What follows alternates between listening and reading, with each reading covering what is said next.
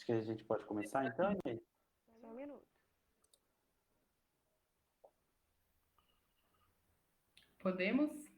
Podemos começar?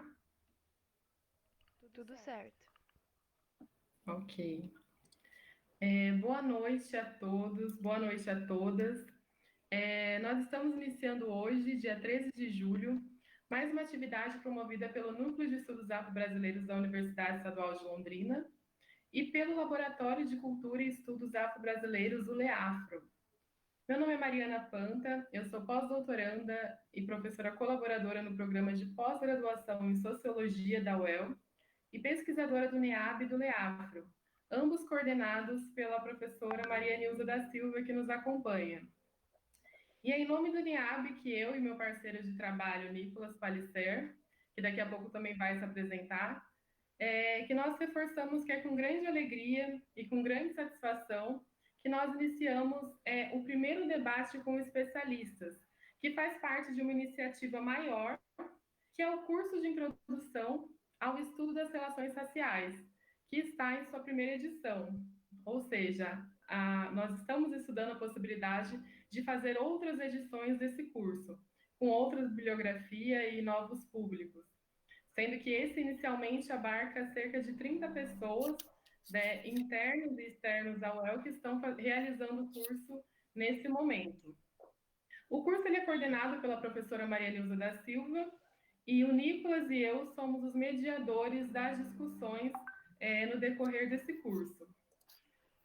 O curso ofertado pelo NEAB, ele é vinculado ao projeto de extensão LEAFRO, Inclusão e Promoção da Igualdade Racial na UEL, e ele tem como objetivo oferecer um panorama introdutório acerca da formação do campo de estudos das relações étnico-raciais no âmbito das ciências humanas e das ciências sociais aplicadas, além de abordar o importantíssimo papel dos movimentos sociais negros e também dos intelectuais negros nas lutas antirracistas empreendidas no Brasil, né? Sobretudo a partir, desde o início, na verdade, da década de 20 até os dias atuais. O curso de introdução ao estudo das relações étnico-raciais, embora nesse primeiro momento ele seja um curso fechado aos inscritos, ele prevê alguns encontros com especialistas. E todos esses encontros, como esse que está ocorrendo hoje, eles serão públicos, ou seja, eles serão abertos a toda a comunidade e a todos aqueles e aquelas que tenham interesse na temática, né, sejam internos ou externos à universidade. E nesse primeiro encontro, nós contamos com a ilustre presença do pesquisador e doutorando pela Unesp de Marília, Cauê Gomes Flor, que vai falar com a gente sobre estereótipo enquanto prática do discurso colonial, Gilberto Freire e a narrativa da formação da nação. Então, eu gostaria de cumprimentar o Cauê e dizer que é uma satisfação muito grande para o NEAB receber você nesse encontro. Então, nós agradecemos intensamente a sua presença aqui conosco e desde já agradecemos também as suas preciosas contribuições. Seja bem-vindo. Obrigado, Mariana. E, em nome do NEAB, o Nicolas e eu gostaríamos de cumprimentar e também dar as boas-vindas a todos que estão nos acompanhando pela página do NEAB no Facebook, especialmente os participantes do nosso curso, e dizer tanto que os participantes do curso, quanto todos que estiverem acompanhando, sintam-se à vontade de fazer questionamentos. Então, estará aqui eu, o Nicolas, a Inaê, que também é colaboradora do NEAB, acompanhando as mensagens, os questionamentos, para, ao final da exposição do Cauê, a gente poder fazer esses questionamentos a ele. Então, pode ficar à vontade para mandar esses questionamentos. Nós gostaríamos também de registrar o precioso apoio técnico da Enaeda Costa, que é estudante de Ciências Sociais da UEL e colaboradora do NEAB, e que nesse contexto de pandemia, né, que tem exigido da gente o uso de novas tecnologias, ela tem tido um papel muito importante de nos auxiliar nesse processo. E eu passo a palavra, então, para o Nicolas, para que ele se apresente e também para que ele apresente o currículo resumido do Cauê, para que a gente possa iniciar esse debate. Sejam bem-vindos e ótimo evento a todos nós. Bom, boa noite a todas e a todos. Dizer da minha satisfação também em receber o Cauê. O Cauê é uma pessoa que tem contribuído aí com suas reflexões, né, para o estudo das relações étnico-raciais, o estudo, né, da diáspora africana. Em breve sai a tese do Cauê, mais uma referência para a gente, sem dúvida. E o Cauê me ajudou muito no meu processo de ingresso no mestrado, então realmente fico muito feliz em contar com ele aqui e poder ouvi-lo. Então vou apresentar brevemente para o pessoal aí que está nos assistindo. Gostaria de lembrar também que, né, como a Mariana disse, essa atividade faz parte do curso. Então, pessoal, não fiquem acanhados, não se sintam tímidos em fazer perguntas. Qualquer dúvida, ela não é menos relevante ou menos importante. Então, vamos participar. Fiquem à vontade aí para fazer as questões para o Cauê. Então, apresentar o nosso convidado de hoje. O Cauê Gomes Flor, ele é graduado em Ciências Sociais pela Unesp, no campus de Marília, com ênfase na antropologia das populações afro-brasileiras. Ele é mestre em Sociologia pelo programa de pós-graduação em Sociologia da UFSCar, com ênfase em Sociologia das Relações Raciais. Atualmente, é doutorando do programa de pós-graduação em Ciências Sociais pela Universidade Estadual Paulista, com enfoque nas teorias da diáspora africana, com o período sanduíche no Departamento de Africana da Brown University. E o Cauê tem experiência na área dos estudos pós-coloniais, teoria antropológica, identidade negra, identificação e etnicidade. Bom, então, como vocês podem, né, reparar, é um convidado mais que qualificado, mais que gabaritado, para contribuir com as reflexões que a gente tem feito no nosso curso. Então, Cauê, vou passar a palavra para você. A gente está iniciando agora 6h14, 18h14, acho que até umas 7 horas, mais ou menos. Aí fica à vontade, a palavra é sua e estamos atentos aqui te ouvindo, beleza? Qualquer coisa também, se precisar de algum apoio, estamos aqui. Bom, obrigado, Nicolas, Mariana, né? Obrigado, realmente é uma satisfação, uma felicidade de poder compartilhar e contribuir, né? Porque, no final das contas, para os intelectuais negros, a relação entre produção de conhecimento e política é um aspecto constitutivo da nossa formação. Então, poder compartilhar com vocês as minhas reflexões faz todo sentido. Eu espero que contribua com vocês, né? Que isso consiga produzir em vocês, afetá-los de algum modo, a fim de que a gente possa, enfim, continuar o nosso debate e fazer avançar a nossa luta contra a negação da nossa humanidade, que tem sido tão veemente atacada nesses últimos... Aliás, né, nós somos atacados histórico e cotidianamente, mas os últimos eventos que nós temos testemunhado com a garota Tabata, com o George Floyd, né, e com o menino Pedro, tem nos afetado muito, né? Então, bom, obrigado, e vou tentar falar com calma e espero conseguir me fazer o suficientemente claro para que a gente, ao final, consiga estabelecer um debate. Então, a minha fala de hoje, ela chama o estereótipo enquanto prática do discurso colonial, Gilberto Freire e a narrativa da nação. Eu vou ler, gente, em muitos momentos, então, né, nós estamos dentro das ciências sociais e humanas, acho que isso faz parte da maneira como a gente faz as coisas, né? Então, mas eu vou tentar sempre conseguir olhar para manter um contato. Então, desde o final dos anos 80, o negro, na verdade, os povos e as tradições de cultura de origem africana têm ocupado, estão no centro de um debate epistemológico, dentro do mundo ocidental. E dentre o conjunto das tradições de pensamento, dentro do conjunto das tradições intelectuais negras, embora entre os pós-coloniais nem todos são negros, evidentemente, a perspectiva pós-colonial tem sido uma das maiores protagonistas do estabelecimento desse debate, né? Então, a nossa reflexão de hoje, ela busca justamente entender, ou na verdade são algumas notas, a partir então da perspectiva pós-colonial, a nossa tarefa então seria a de compreender como a antropologia, particularmente na figura do Gilberto Freire, construiu o negro no Brasil como um objeto teórico autorizado e passou a proporcionar, né, sobre o negro um vocabulário capaz de identificá-lo e representá-lo. Ou, em outras palavras, o que nós estamos discutindo é como que o negro se constituiu na virada do século XIX para o século XX, mas ao longo também de todo o século XX, como um objeto de conhecimento das ciências do espírito do mundo ocidental, em particular a antropologia. Né?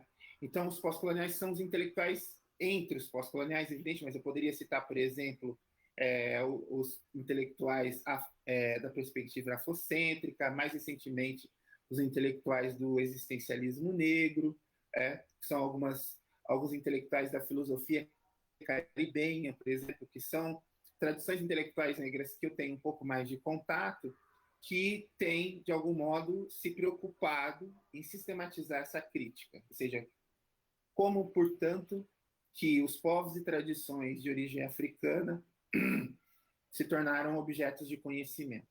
Né? E quando eu digo objetos de conhecimento, né, a relação de poder, conhecimento e saber, então é mais ou menos um pouco essa ideia do texto, ou da fala de hoje. Né?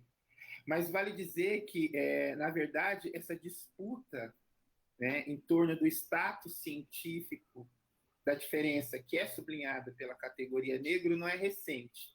Desde o momento em que raça, né, a categoria raça, lá no século XIX, foi investida de autoridade, como uma categoria científica capaz de explicar as diferenças entre os grupos humanos, que há uma disputa.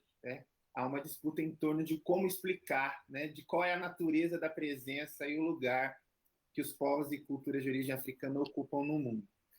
E, nesse sentido, eu acho que vale a pena uma referência que, dentre os autores, que eu acho que vale a pena a gente citar aqui, que foi um dos precursores dessa disputa, a fim, evidentemente, de negar a negação que nos foi imposta, é o sociólogo, fundador da sociologia científica, o William Edward Bogart Du Bois, ou apenas W.E.B. Du Bois, que já no final do século XIX, início do século XX, estava empenhado em um debate científico e político a fim de desautorizar a categoria raça como uma categoria científica e, portanto, também um grande ativista a fim do estabelecimento dos direitos dos povos que foram racializados. Então, uma referência, o nome do livro é A Escola Negada, eu estou traduzindo, né? Chama Scholar Denied,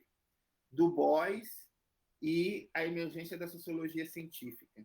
Quem tiver a oportunidade depois de dar uma pesquisada, o nome do autor é Aldon Morse, certo? Então, Du Bois começa esse debate lá no final do século XIX, início do século XX, mas no meados dos anos 50, então, na segunda metade do século XX, que esse debate, ele, de fato, vai se instaurar, e nós podemos citar, por exemplo, autores como Frantz Fanon, o Aimé Césaire, o Cheikh Anta Diop, e os congressos pan-africanos e as próprias lutas de libertação no continente africano, né, como um momento em que esse debate já estava sendo colocado.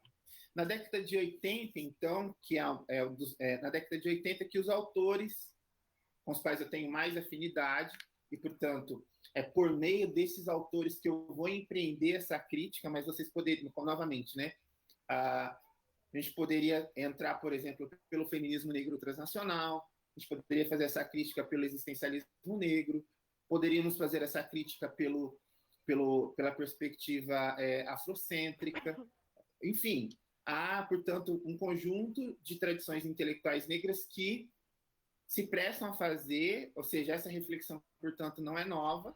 É claro que eu estou contextualizando ela para o nosso contexto, para o nosso debate, mas, novamente, a gente que vem das ciências sociais, acho que faz todo sentido a gente dizer de onde que a gente está falando, né? Isso ajuda a compreender também a reflexão que eu quero fazer. Então, na década de 80, autores como Stuart Hall, Mbaba, Paul Gilroy, Aguatari Spivak, para citar alguns nomes, fizeram convergir em diferentes graus e sentidos as posições pós-estruturalistas, as críticas pós-modernas e as lutas pós-coloniais. Esses autores, essa equação não é tão simples, mas a partir vamos dizer, da confluência dessas diferentes tradições de pensamento, os autores pós-coloniais passaram, então, esses autores construir uma perspectiva de pensamento que viria a ser chamada de pós-colonial. Então, um dos aspectos importantes do pensamento pós-colonial é a tentativa, ou pelo menos o esforço declarado, de rejeitar os esquemas epistemológicos e ontológicos que o mundo ocidental, que os cânones das ciências humanas construíram para classificar, para representar e para nomear essa diferença que é a categoria negra, né? Então, foi sobre esses termos que optamos adentrar as escrituras serianas. Então, eu estou um pouco anunciando de onde que eu estou partindo, né? Então, para abordar o Gilberto Freire, que tem uma obra gigante, enorme, tá? Eu estou me baseando numa leitura da socióloga e das principais estudiosas do pensamento social brasileiro, a professora Elide Rugai Bastos. Tá? A professora Elide é professora na Unicamp e ela tem um texto premiado chamado As Criaturas de Prometeu, Gilberto Freire e a Formação da Sociedade Brasileira. Por que eu mobilizo a professora Elide? Porque a professora Elide, ela aborda o escravo negro, a mulher, o menino e o amarelinho e o homem branco como personagens da escritura do Gilberto Freire, ou seja, do corpo de pensamento dele. E todos esses personagens são colocados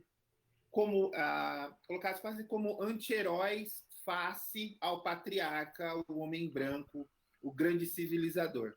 Né? Então, ao trabalhar com essa ideia de que Gilberto Freire e seus personagens e sua escritura, ela nos possibilita pensar a formulação de Gilberto Freire como uma narrativa da nação, ou seja, como uma representação possível acerca da nação, e colocar a formulação nesse sentido nos vai possibilitar, portanto, a abordar a reflexão do Gilberto Freire como a produção, me parece que me repito, mas como a produção de um discurso, como a produção de uma narrativa, e aí, novamente, né, como a produção de um discurso colonial, certo?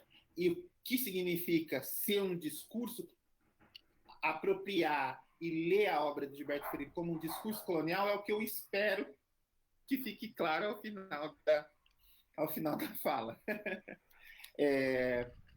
Bom, assim eu me permito a ler uma parte do paper que é base para essa nossa reflexão, em que o Gilberto Freire é um livro de Gilberto Freire, que é uma literatura fantástica, é um livro de literatura fantástica que ele publicou em 1964, chamada Dona Sinhá e o Filho Padre. E começa assim, né? Não foi fácil acomodar-se à situação tão inesperada, a de deixar, de certo modo, a minha Dona Sinhá, situação fantástica até, embora se não tiver... Desculpe, gente, minha Dona Sinhá.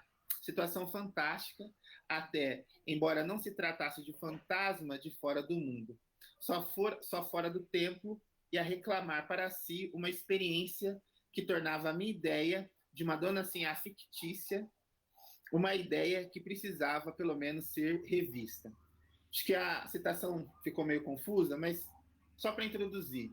A história do livro Dona Sinhá e o Filho Padre é uma história em que um jornalista se propõe, né, o jornalista é o próprio Gilberto Freire, ele se propõe a elaborar uma narrativa, uma história acerca de uma Dona Sinhá. Quem é Dona Sinhá? Dona Sinhá é mais um dos arquétipos dos personagens que supostamente constituem a paisagem nacional, de que era uma antiga dona de escravos.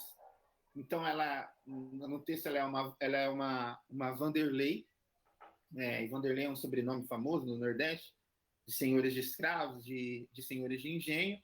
Esse jornalista se propõe a escrever uma história fictícia dentro do romance. Mas quando ele se propõe a escrever essa história fictícia, uma Dona Sinhá, com o sobrenome de Vanderlei também, né, uma Dona Sinhá de origem dos Vanderleis, o interpela ao jornalista. E então o jornalista diz: eu queria fugir da história apelando para a ficção, mas a história entra na ficção. O que tudo isso significa? Significa que nesse, entre outros textos do Gilberto Freire, ele está tentando, de algum modo, criar essa ideia do mito da nação, do mito da narrativa da nação, certo? Então vou continuar. A narrativa acima está inscrita na obra Dona Sinhá e o Filho Padre, na qual Gilberto Freire faz uma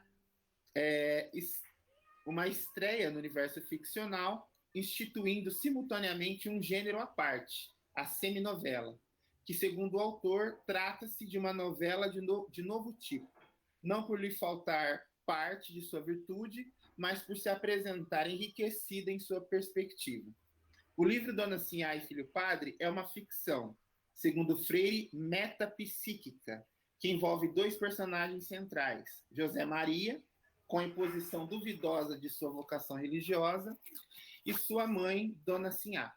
O romance trata do curioso caso ocorrido com o narrador, desprovido de nome, jornalista, que almejava escrever uma história ficcional entre um jovem estudante ordenado a virar padre devido à sua homossexualidade e sua mãe preocupada com tal situação. Tal história era supostamente imaginária até o momento em que o narrador recebe pelas mãos de um moleque chamado Amaro, tão requintamente preto que parecia um pajem de José de Alencar, um bilhete de uma senhora que desejava tratar com ele assuntos de interesse mútuo. Ao seguir para a casa da senhora, como solicitado, o narrador encontra a personagem antes fictícia, nem muito alta, nem muito baixa, de alvura quase nórdica, que surge no fundo de um corredor escuro. Uma senhora franzina a quem não faltava vigor autoritário, essas palavras são importantes, não faltava vigor autoritário, nem porte e nem na voz. Era uma Dona Sinhá como tantas outras nesse Brasil. Dona Sinhá o acusa, então a gente adentra para dentro do livro. O senhor está abusando do meu nome. Não se faz isso com uma senhora. A personagem, outrora fictícia, apenas presente na história, que havia apenas iniciado nas páginas dos jornais, o interpelam. Dona Sinhá, de fato, existia. O narrador, perplexo por aquela situação fantástica, se sente humilhado, pois pretendia se libertar do imperialismo da história sobre a literatura. Surpreendendo por querer traí-la com a ficção, a história o havia tomado a figura de Dona Sinhá. Então, nesses pequenos trechos acima, ainda do início da narrativa desse livro, chamado Dona Sinhá e Filho Pobre, ficção e história se confundem e criam um tempo romântico, um roteiro sentimental.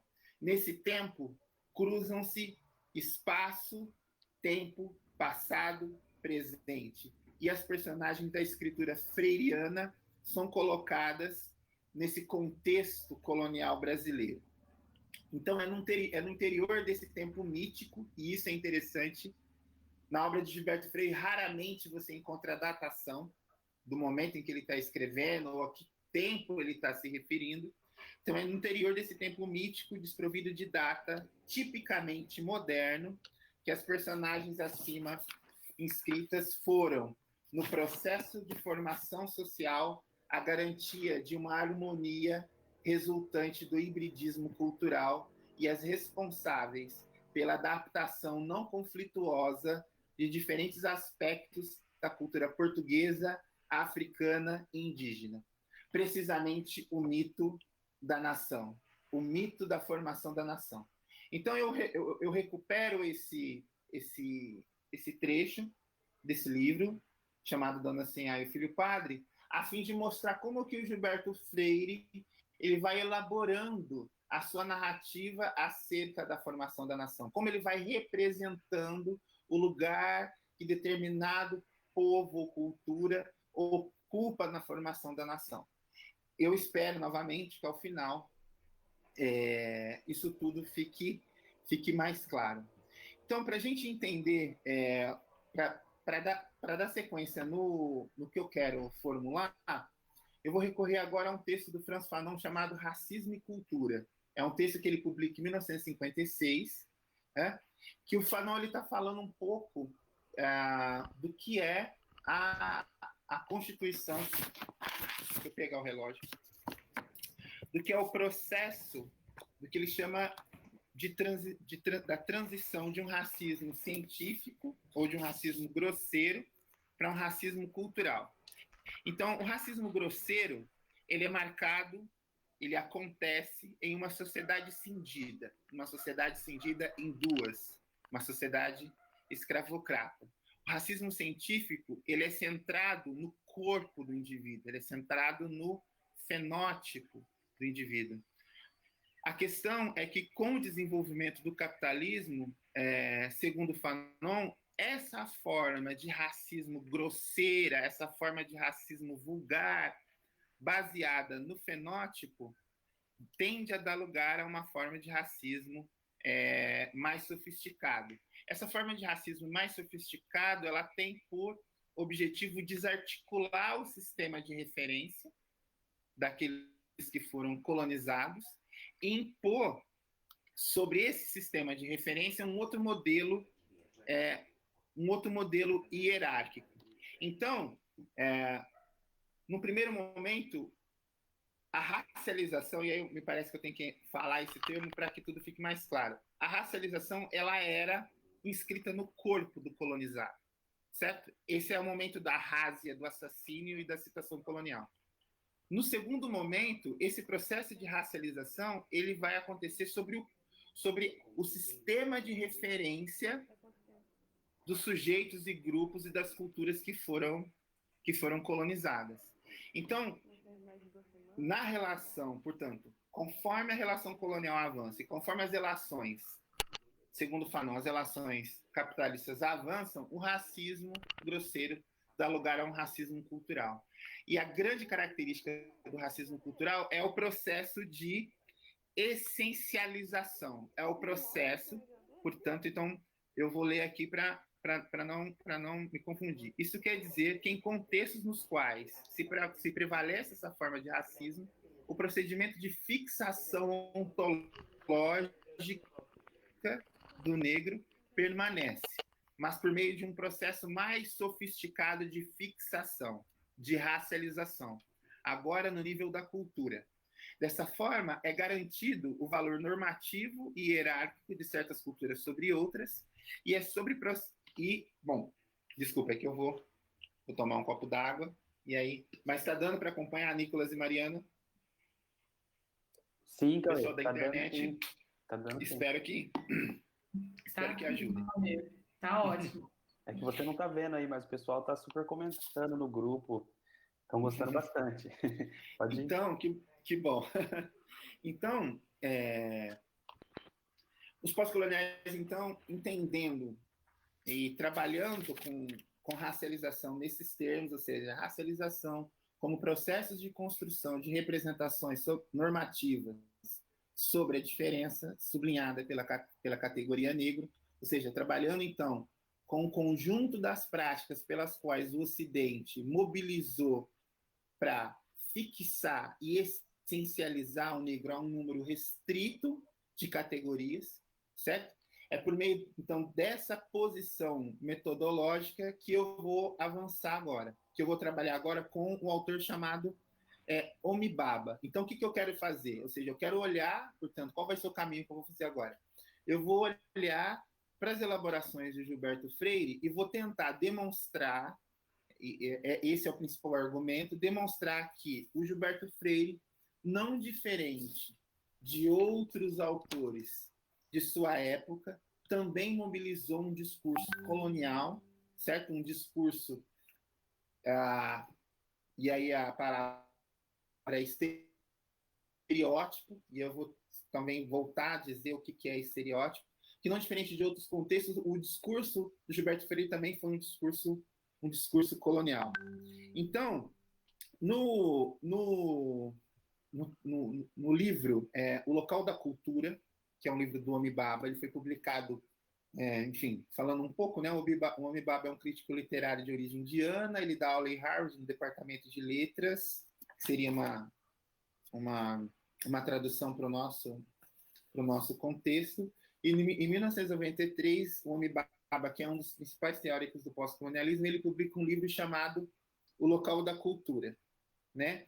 O livro pode ser lido como uma cartografia dos diferentes modos e práticas de representação que o Ocidente utilizou para fixar o outro, para essencializar o outro, para restringir.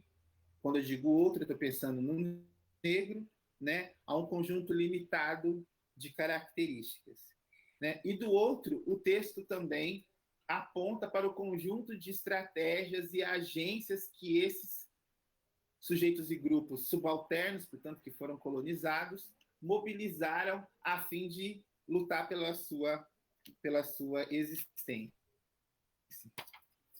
A principal, e aí eu vou recorrer ao terceiro capítulo do livro, que é o capítulo chamado A Outra Questão, o estereótipo, a discriminação e o discurso do colonialismo. Bom, o estereótipo, em particular, ele vai ser uma categoria mobilizada,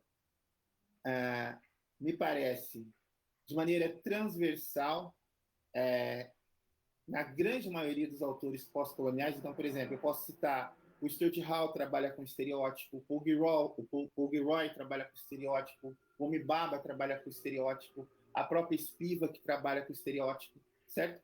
Mas o que é o estereótipo para esses autores? O estereótipo não é necessariamente uma pessoa estereotipada. O estereótipo ele é uma prática de representação. O estereótipo é uma ferramenta que você mobiliza para representar o outro. E quais são as características do estereótipo? Ele naturaliza as diferenças, porque ele repete, né? Qual é uma das características do estereótipo? Ele insistentemente, ele repete que aquele grupo, aquela determinada cultura tem um conjunto ínfimo de características que a definem, né? Mas então eu acho que eu quero fixar nisso. O estereótipo ele é, portanto, uma prática de representação. O estereótipo ele é uma prática que você utiliza para conhecer o outro. Isso é um elemento importante. E o estereótipo para o Homi Bhabha, ele é dividido em 3 categorias importantes. A primeira é a ambivalência, a segunda é o essencialismo sincrônico e a terceira é o fetiche. De agora em diante, então, eu vou definir um pouco o que é ambivalência e, novamente, tentar demonstrar e argumentar que o Gilberto Freire mobiliza a ambivalência nos seus textos a fim de representar os povos e as culturas de origem africana. E assim sucessivamente. Então, como que ele trabalha com essencialismo sincrônico e como que ele trabalha com fetiche. Então, eu vou ler um trecho do Homi Bhabha. A fixidez como signo da diferença cultural, histórica ou racial no discurso do colonialismo é um modo de representação paradoxal. Conota rigidez e ordem imutável, como também desordem, degeneração e repetição demoníaca. Do mesmo modo, o estereótipo, que é a sua principal estratégia discursiva, então eu estou um pouco, né, repetindo, é uma forma de conhecimento e identificação. Então, o estereótipo é uma forma de conhecimento e identificação, que vacila entre o que está sempre no lugar, já conhecido, e algo que deve ser ansiosamente repetido. Então, por exemplo, isso não é um estereótipo brasileiro, né? Uma prática de representação que a gente mobiliza no Brasil. Então, toda vez que nós dissemos que uma mulher negra carrega gilete na bolsa, toda vez que nós dizemos que um negro, quando não caga na entrada, caga na saída, toda vez que nós dizemos que, né, um homem negro é definido pela sua virilidade e pelo tamanho do seu pênis, todas essas representações que são repetidas insistentemente, elas têm o papel de repor, de refixar, né? De reposicionar. E por isso que o livro chama O Local da Cultura. Ou seja, como a cultura, como a representação é um elemento de regulação e um elemento de poder, né? Então, o conceito de ambivalência, ele tem essa característica. Ele é tanto esse reconhecimento e essa recusa da diferença. E é justamente nessa ambivalência que as relações, que a cultura como elemento de regulação e de normatização vai sendo reposta, né? Nesse sentido, o primordial é reconhecer o estereótipo como um modo ambivalente de conhecimento, que desloca a noção de identificações positivas ou negativas para a compreensão dos processos de subjetivação. Vamos explicar. O estereótipo, ele, ao mesmo tempo que ele é ele demarca essa relação novamente, ambivalência, né? Que a ambivalência ela marca essa relação que não tem como, né? Que é essas posições de poder e dominação, de cumplicidade e condescendência. A ambivalência ela nos ajuda a entender como que as subjetividades são elaboradas dentro de uma relação colonial. Então, por exemplo, nós temos uma famosa pesquisa aqui no Brasil chamada Pesquisa PNAD, de 1976, que tem mais de 136 cores, né? Nós temos duas interpretações clássicas para essa pesquisa. A primeira interpretação é a da antropologia afro-brasileira canônica, de que o Brasil é um país marcado pela mestiçagem, pela miscigenação, e a pesquisa revela nada mais do que esse espectro de identificações que são possíveis e legítimas dentro da nossa sociedade. Essa é uma interpretação. A segunda interpretação é a da sociologia, também clássica e canônica, ou seja, de que ali, né, mostra-se que, primeiro, há um mito da democracia racial.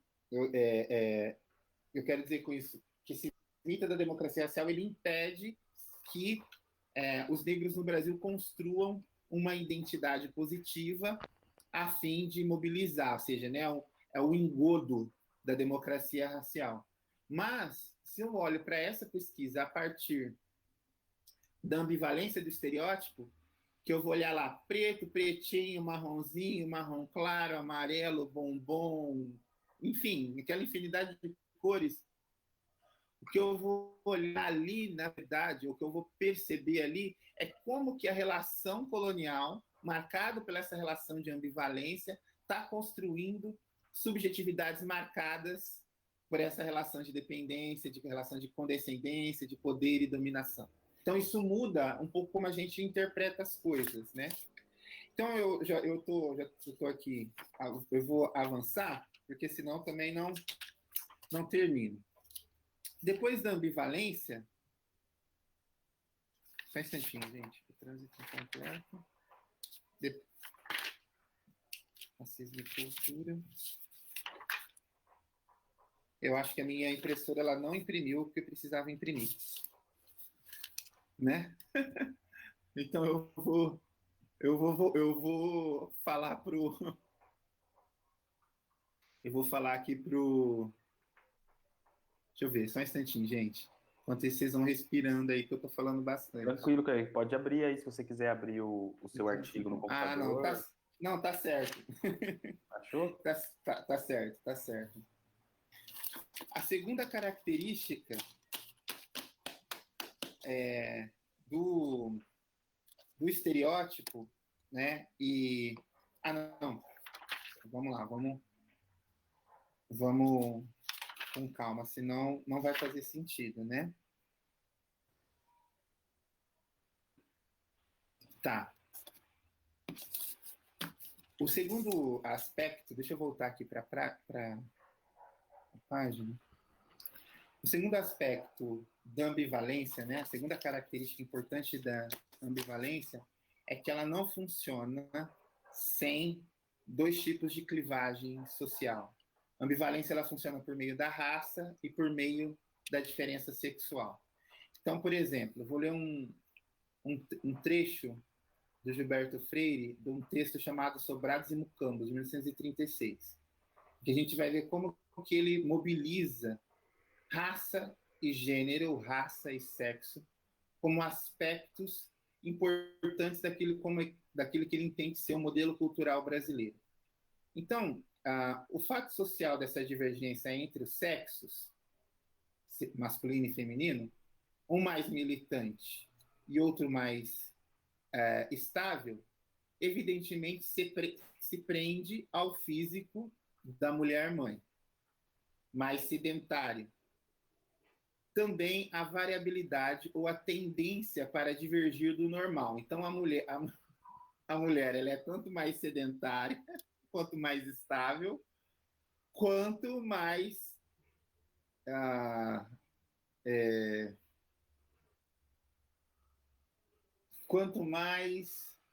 histérica, não há outra palavra para dizer aqui, né? Ele está movendo as duas coisas. Tendência, ao que parece a alguns estudiosos do assunto, como Ellis, e tem um autor, maior no homem do que na mulher. Do mesmo modo que parece a alguns antropólogos maior a raça branca do que na raça negra.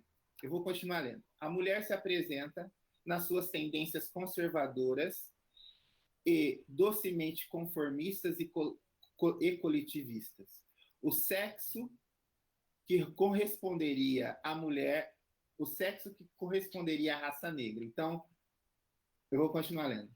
A raça ladylike, como já disse o sociólogo norte-americano Park. O homem, pelo seu individualismo, pendor para divergir da normalidade, quer no sentido do genial, quer no sentido subnormal, pela capacidade do gosto e de diferenciação. O sexo que corresponderia à raça branca. Então, vou tentar traduzir o que o Gilberto Freire disse. São relações nas quais a inferioridade do negro africanizado, escravizado, é associado de forma naturalizada à subserviência feminina, né, correspondendo a aptidões físicas e características comportamentais. Então, para o Gilberto Freire, a raça negra corresponderia ao gênero feminino, dada a sua intempestividade e a sua também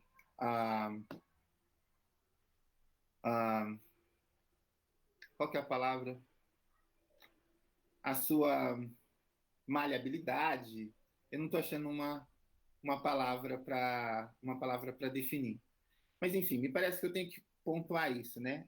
A narrativa, então, do Gilberto Freire aproxima raça e sexo como elementos importantes, né? Nessa narrativa da nação, todas as personagens são postas ante o herói colonizador, o senhor português.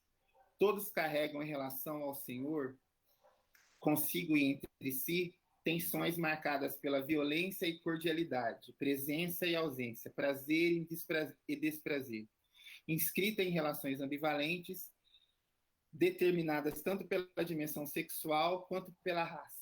A ambivalência, em função do estereótipo do discurso colonial, encontra sua forma mais bem acabada na sociabilidade brasileira, sublinhada pelo patriarcalismo, que articula o poder racial e, ao mesmo tempo, um conjunto de práticas e regulações oriundas do sexismo, uma forma de poder e regulação característica e constituinte da sociedade brasileira, produto da colonização portuguesa, a família e, sobretudo, o patriarcado civilizador, veiculado ao personagem do homem português, seria o núcleo das relações brasileiras. Fora o patriarcalismo o grande responsável pela acomodação e conciliação de possíveis conflitos em nossa sociedade. Seguindo esse raciocínio, o patriarcalismo, enquanto aparato de poder colonial, tende a se apoiar no reconhecimento e no repúdio das diferenças raciais, culturais e históricas. Enquanto forma de conhecimento por meio da qual se exerce o poder, através de uma economia mista entre raça e sexo, o patriarcalismo se transforma em um modo de governabilidade que, ao delimitar os subalternos, apropria, dirige e domina, várias esferas da vida social. Então, é só, portanto, para o Gilberto Freire, o patriarca é só o homem branco, aquele capaz de regular, aquele capaz de coordenar o mundo social, o mundo, vamos dizer assim, a economia política e a economia cultural brasileira. Eu sei que está ficando confuso, eu vou tentar ir mais corrido, porque eu consigo, acho, me explicar melhor. Segunda característica do estereótipo, como prática do discurso colonial, que nós podemos verificar nas formulações de Gilberto Freire, é o essencialismo sincrônico. Para eu explicar o que é essencialismo sincrônico, vale dizer que o Gilberto Freire ele foi orientando do Franz Boas, que foi um grande antropólogo. Teria sido, aliás, coube ao Franz Boas, um antropólogo de origem alemã, separar raça e cultura, o que era da esfera do biológico do que era da esfera do cultural. Isso deu origem a um novo paradigma para explicar as diferenças humanas, que é o conceito de cultura, né? E, ao mesmo tempo, foi fundamental para desautorizar a raça como uma categoria que poderia explicar as diferenças humanas. E quando Gilberto Freire escreve Casagrande Senzala, ele diz que o texto dele se baseia ou se assenta nessa distinção entre raça e cultura. Só que ao longo do texto do Gilberto Freire, a gente pode encontrar determinadas frases, determinadas palavras, por exemplo, ao mesmo tempo, então, que ele diz que o texto dele se assenta nessa distinção entre raça e cultura, nós encontramos no texto do Gilberto Freire, por exemplo, raças inferiores, raças superiores e raças atrasadas.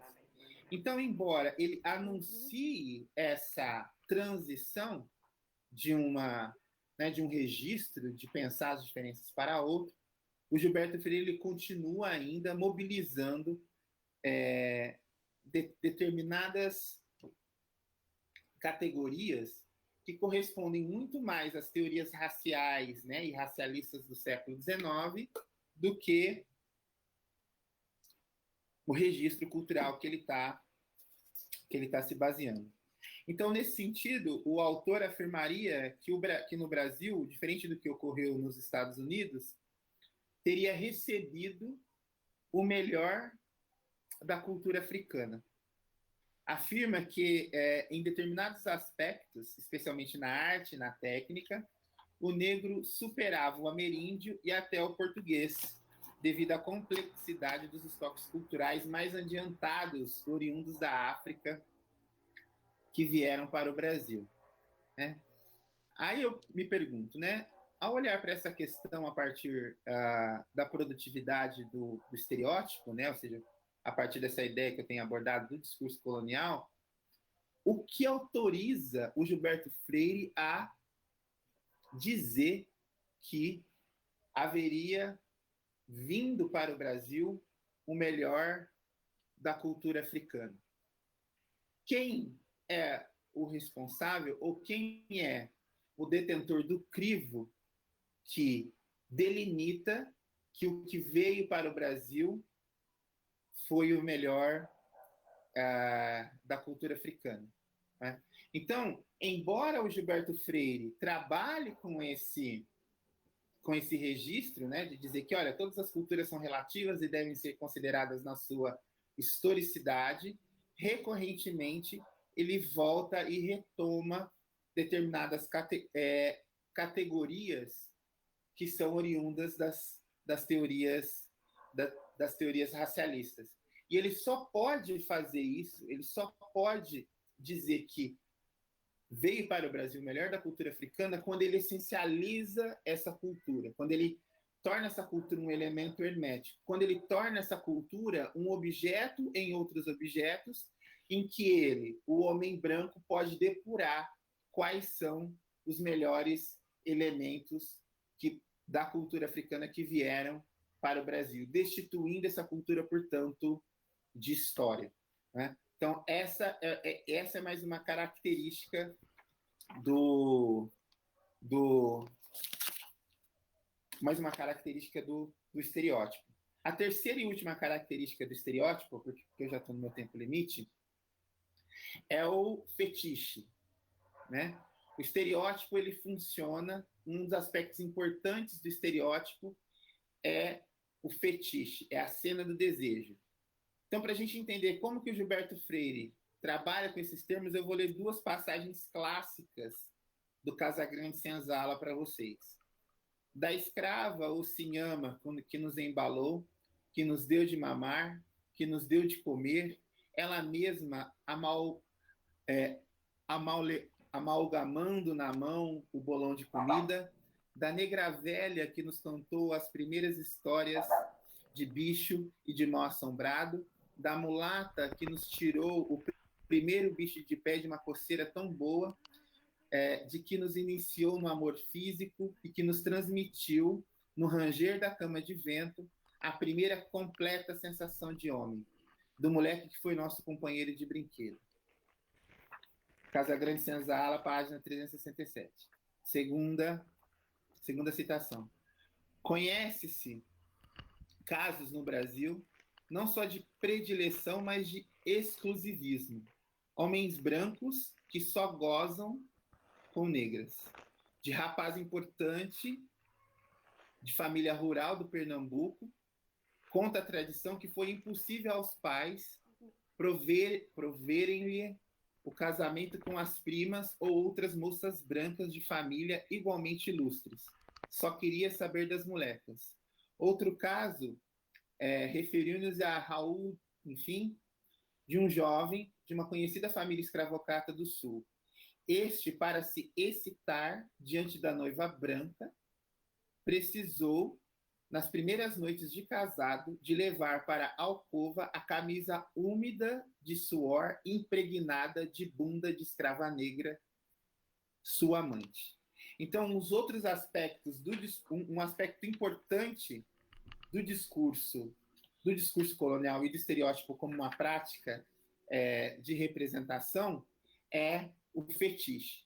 Isso tudo, e eu vou tentar concluir, partir para a conclusão, isso tudo demonstra que, para o Gilberto Freire, o Gilberto Freire, apesar de reivindicar para si de que o seu texto e o seu livro ele oferecia uma outra alternativa às teorias racialistas do final do século XIX, Casagrande Senzala ele repete, né, ele recoloca as relações coloniais, agora não mais necessariamente sobre o corpo do escravizado, ou sobre o corpo do colonizado, mas produz um sistema de representação, um modo de representação que é racializado. Quem fala de regimes de representação racializado é um autor chamado Stuart Hall, que também é um dos autores aqui da perspectiva pós-colonial, e para o Stuart Hall, o que nós presenciamos ao longo, sobretudo de meados do século XVIII e ao longo do século XX foi a substituição de um regime racializado de representação por outro. Isso significa dizer que, embora nós, novamente, não estejamos mobilizando necessariamente categorias raciais ou racialistas do século XIX para inferiorizar e para negar a humanidade do negro, nós continuamos implicitamente, por meio de modos essencialistas, por meio de representações normativas, na verdade, nós somos convidados implicitamente a reproduzir representações normativas sobre o negro. E com isso, acho que eu quero... já estourei, mas é só mais isso. Quando a gente, portanto, olha a democracia racial, né, o mito da nação brasileira, a partir dessa abordagem, ou seja, um mito da democracia racial como um discurso colonial, o que me permite chegar, por fim, à minha conclusão. Então, o mito da democracia racial, ele não só é um empecilho para a construção de uma identidade negra positiva, né? O mito da democracia racial, ele não só é um engodo que continua perpetuando desigualdades raciais cotidianamente, mas o mito da democracia racial, ele reicena, ele reifica, ele reescreve o drama da cena colonial, da negação da humanidade do outro cotidianamente. Então, eu acho que é com isso eu fecho. Obrigado, gente. Peço desculpas na parte da ambivalência, porque não é tão simples assim, mas eu acho que consigo chegar ao final e demonstrar que o estereótipo, como uma prática de representação racializada, é um elemento constitutivo do modo como o Gilberto Freire narrou a nação, né? É isso. Obrigado, gente. A gente que agradece, Cauê. Muito bom poder ouvir você, todas essas teorias, né, a teoria pós-colonial principalmente, né, esses autores que você traz, Homi Bhabha, Frantz Fanon, é muito, muito interessante e instigante para a gente também, né? Então eu queria fazer um pouco uma ponte entre o que a gente estudou e tudo isso que você traz, e depois colocar algumas perguntas que o pessoal passou durante a sua exposição. A gente foi anotando aqui.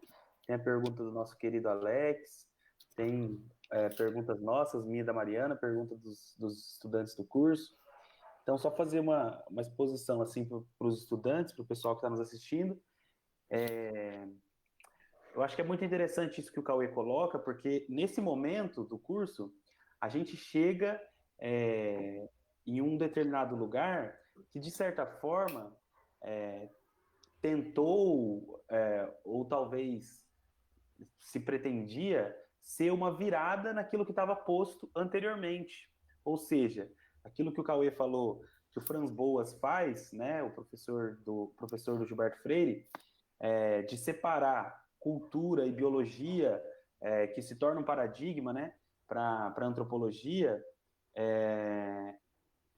de certa forma, né, como o Cauê colocou, aquilo que o Gilberto Freire vai tentar fazer em relação à sociedade brasileira. E o que ele acaba por fazer é reproduzir, de certa forma, acho que eu posso colocar assim, né, Cauê, ou escorregando, né, ele acaba por escorregar em alguns momentos nessa hierarquização da cultura, né, culturas superiores, culturas inferiores.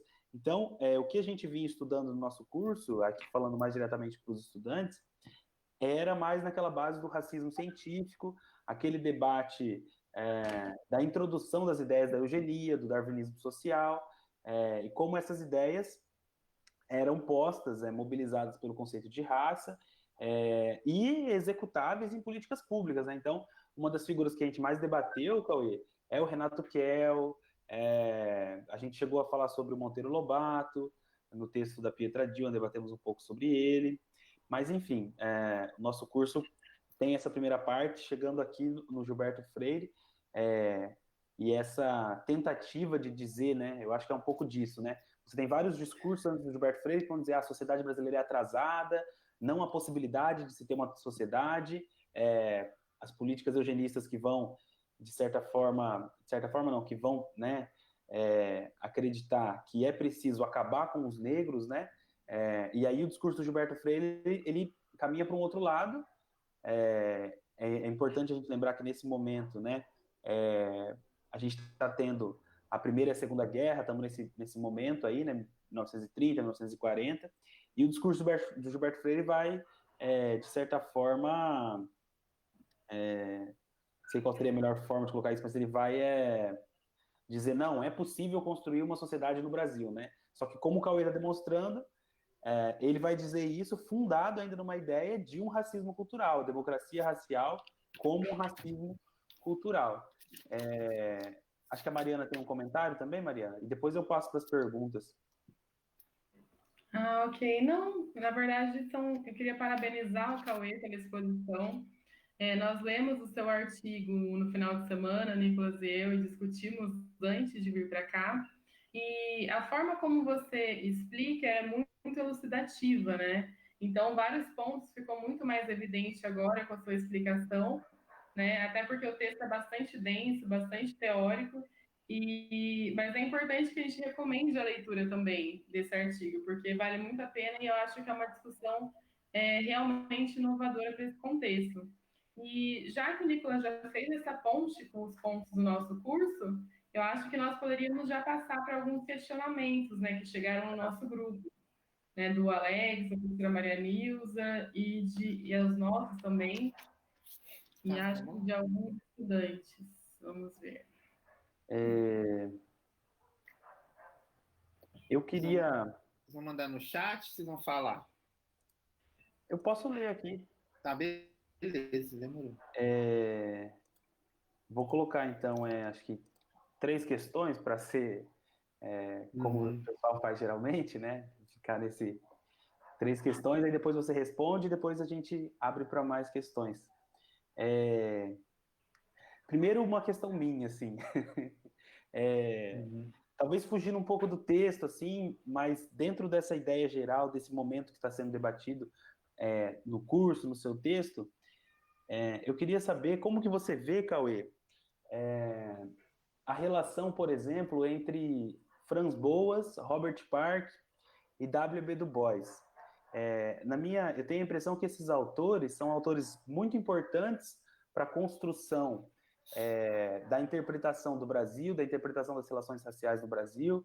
Se você pensar, por exemplo, a vinda do Donald Pearson para o Brasil e aquilo que ele vai escrever com relação à Bahia, que ele, de certa forma, vai identificar que não há racismo, não há preconceito de cor, há uma coisa mais suavizada. Então, esses autores me parecem muito importantes, ainda que o Du Bois seja um autor, né, que acabou sendo um pouco deixado de lado, né? Mas é um autor muito importante. E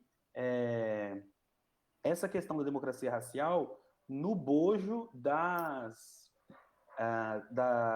associações, do associativismo negro no Brasil nesse momento, 1930, 1940. Eu estou me referindo especificamente ao Teatro Experimental do Negro. Eu tenho a impressão, e isso é bem uma impressão assim, que a ideia de democracia racial, enquanto uma narrativa que forma a nação, ela é, de certa forma, disputada por esses intelectuais negros nesse momento.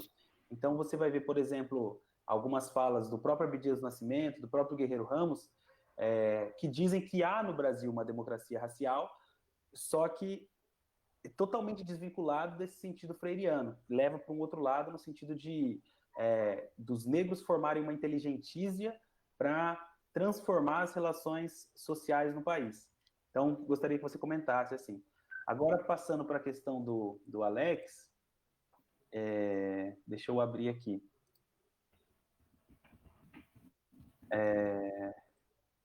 O Alex fez uma questão que é um pouco complexa, apesar de breve, Cauê, mas ele colocou aqui, como operacionalizar as teorias pós-coloniais em prol de uma ação política efetiva adequada à realidade brasileira.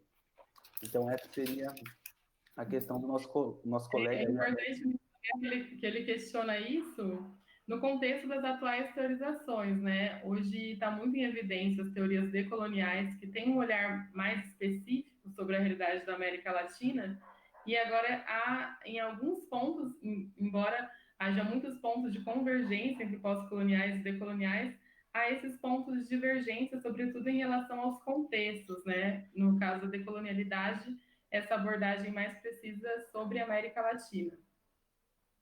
E tem, É complexa, né, a questão. sem dúvida.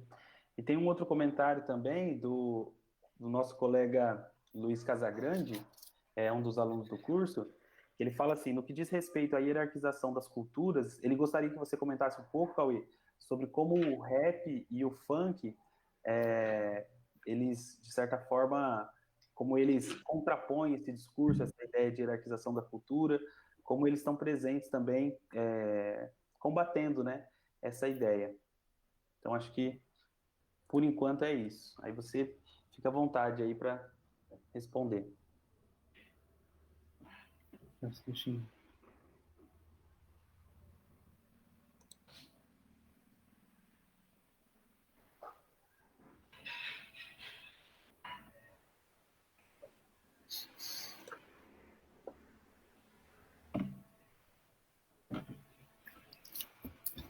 Bom, começar então do início, né? Então, fazendo um pouco, contextualizando, né? De fato, né?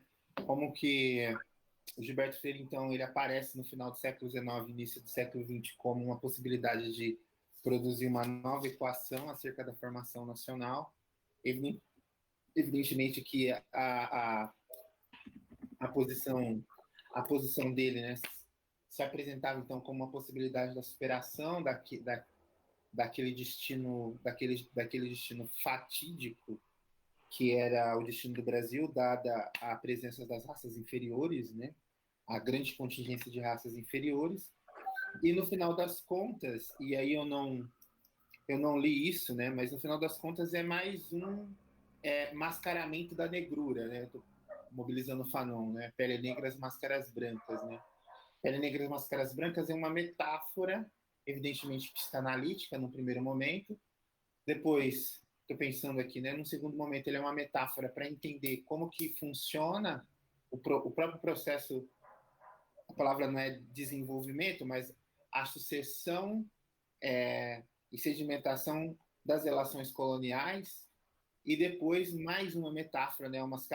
Pele negra, máscaras brancas, diz respeito ao conjunto de metáforas teóricas, aos engodos metodológicos que são mobilizados a fim de, supostamente, né, operar com outra categoria que não tenha por finalidade inferiorizar o negro, mas, no final das contas, é exatamente isso que está acontecendo.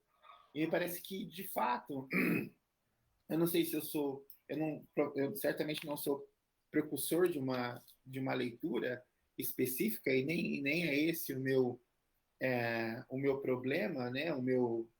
Nem é esse o meu interesse, mas que me parece, aí, olhando a partir da minha produção, daquilo que eu tenho pensado e refletido na minha tese, é de que, e eu acabei escrevendo sobre isso recentemente, é de que nós somos convidados implicitamente, né, na medida em que nós não pensamos a emergência e não fazemos a crítica das representações que foram designadas ao negro. Então, fazer a crítica, fazer essa genealogia nos possibilita tornar inteligível e mais claro a nós que fazemos dos limites do nosso pensamento, né? Seja, e eu vou colocar mais um paninho mais um adereço nesse quadro, né? Ou seja, como raça funciona como signo. Como raça, ele é um significante que produz uma cadeia de equivalências, né? Ela produz um conjunto de efeitos que estão presentes, por exemplo, nos nossos marcos normativos, ou seja, no nosso universalismo liberal, ou nas nossas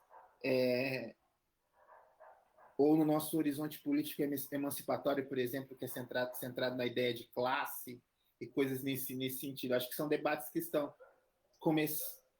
Não são debates novos, acho que é importante dizer. O Stuart Hall tem um texto chamado Raça, Articulação e Sociedades Racialmente Estruturadas em Dominância, que é de 1980, né? É um texto que já está sinalizando para isso. Recentemente eu li um livro muito interessante chamado, é um livro de 1990, mas eu acabei lendo agora, chamado Mitologias Brancas, White Mythologies, então também é outro muito legal nesse sentido. E um outro livro chamado Razão Caliban, que é um livro de um autor da filosofia afro-caribenha, chamado Pendleton Harry, que é um livro muito provocativo, porque ele mostra como que grandes intelectuais negros, e particularmente africanos, então ele tá, caribenhos, né? Então ele está falando, por exemplo, do próprio Fanon, do Clifford James, do C.L.R. James, né? Então, como que, ou, por exemplo, da Sylvia Wynter, ou seja, de intelectuais que são referência, mas que nós ainda assim precisamos fazer um escrutínio sobre as condescendências que a reflexão desses intelectuais tem com determinados, vamos dizer assim, aspectos normativos assim que são oriundos da tradição ocidental. Isso não significa negar as tradições ocidentais, né? Só significa estabelecer uma relação crítica com elas, né? Então, eu acho que o curso ganha na medida em que essas reflexões estão... A gente ganha, né? Não são reflexões novas, mas são reflexões que estão chegando agora, né? Pelo próprio feminismo negro, e enfim. É porque, novamente, me parece que vale a pena dizer isso, né? Eu tenho uma trajetória muito heteronormativa, assim. Eu raramente leio mulheres, raramente leio textos acerca do feminismo negro, mas sei que o feminismo negro é mais uma das vias que nós podemos recorrer para fazer essa crítica. E me parece ser, atualmente, uma das vias mais importantes, né?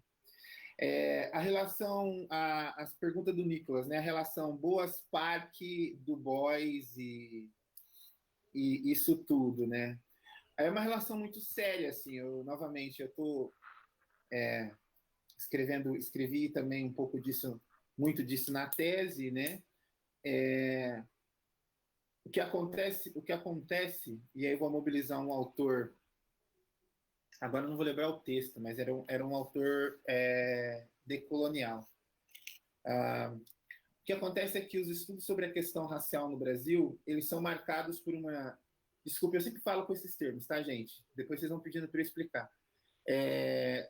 Os estudos sobre relações raciais no Brasil, em particular as duas tradições canônicas, tanto a sociologia das relações raciais quanto a antropologia das populações afro-brasileiras, são marcados e constituídos por vínculos transnacionais que inscrevem as tradições nossas aqui no Brasil em uma estrutura epistemológica, não tem como falar de outro jeito, mas transnacional.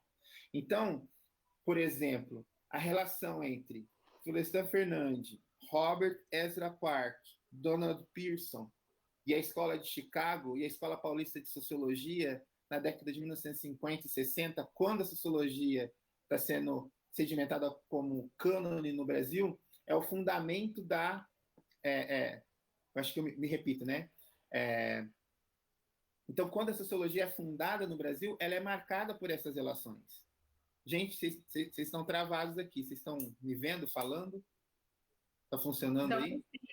aqui está normal para mim. Aqui para mim você travou, mas eu estou escutando. Uhum. Tá funcionando? Tá dando para escutar. Eu acho que travou para ele, né? Travou para o Cauê. Mandei aqui no chat. Voltou? Sim, tá Voltou. normal, Cauê. Vou continuar. Ah, tá. Bom, então, novamente, né? Isso coloca problemas sérios para a constituição do nosso cânone, do nosso cânone sociológico, porque se você leva em consideração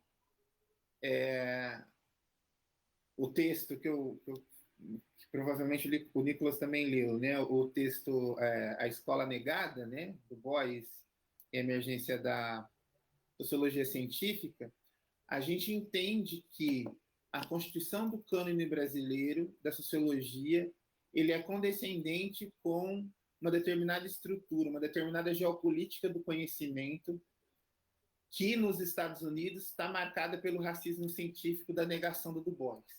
Ou seja,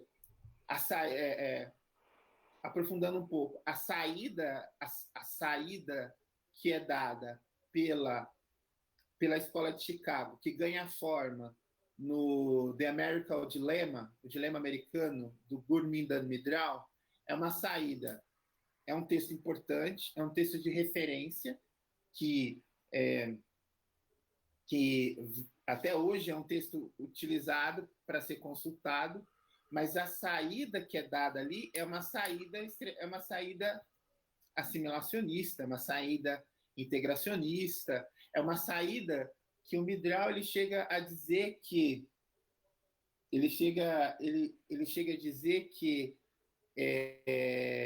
o problema do negro é uma ele chega a dizer que o problema do negro é uma qual que é a palavra, gente? Tem hora que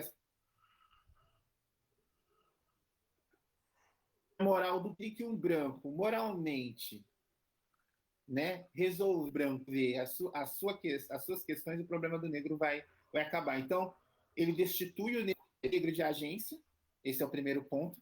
E o segundo ponto é que, novamente, né, o futuro do negro está na mão do branco. E, por exemplo, se em determinados momentos o Du Bois e o Boas estabeleceram relações estratégicas, e não foram poucas, não é? A fim de desautorizar o conceito de raça como uma categoria científica, por exemplo, a relação do Du Bois com o Park e com o Herskovits, ela é insustentável. Assim. Então, por exemplo, mais uma querela que está nesse livro que a gente está falando, do The Scholar Denied. Peraí. Estava aqui comigo. Peraí, eu vou achar aqui, gente. Aqui. Esse é o livro. Agora ficou mais fácil, né? Então, o Herskovits chega a dizer que o Du Bois não deveria ou não poderia empreender o projeto dele, que chamava Enciclopédia do Negro, porque ele estava afetivamente comprometido com o tema, né? Dizendo que os negros não poderiam empreender estudos dessa natureza, dada a sua relação. Enfim, a coisa vai se tornando cada vez mais complicada, né? Bom, e aí continuando a pergunta do Nicolas. Bom, Nicolas, eu vou ser bem sincero que eu não conheço esse debate. Eu não conheço o debate, por exemplo, do Guerreiro Ramos e do Abdias.